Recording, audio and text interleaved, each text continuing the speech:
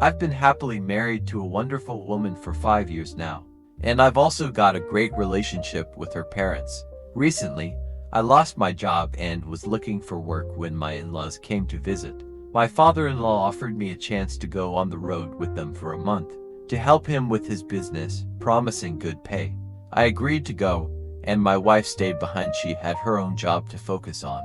I've always gotten along great with my mother-in-law, Linda. She's always kind, and let's be honest, she's a beautiful woman. It's hard to believe she's 44. She keeps herself in great shape, toned, tanned, with long, slender legs and curves in all the right places that any man would notice. I've seen the way guys look at her when we are all together at the beach.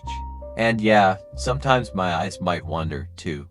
My father-in-law, Frank, has his own rig, a semi-truck with a sleeper cab that they drove out in, combining the visit to their daughter with the business run. This was convenient because Linda could rest in the truck's sleeper berth during the day. That evening, we stopped at a motel, and the next day, I took the first shift driving.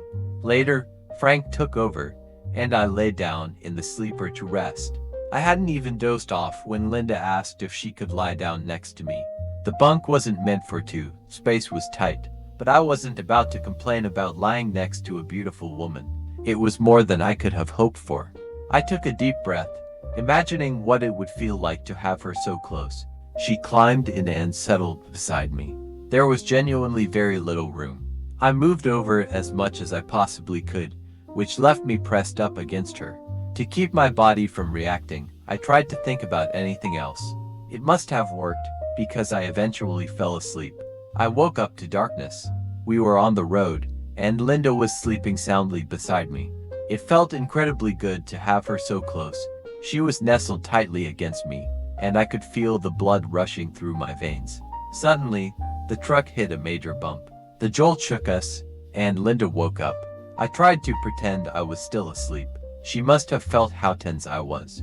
I thought she would move away, but what happened next was something I never could have predicted. The truck pulled over at a roadside store. Frank got out. As it turned out, he was going in to get some food. And then, Linda began to come on to me, strong and determined.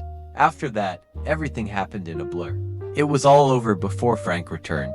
The next day, when we were alone, she said to me, "I think we should keep this between us. And if the opportunity presents itself, we could do this again." She started, "You're right. I'd be very happy to," I replied.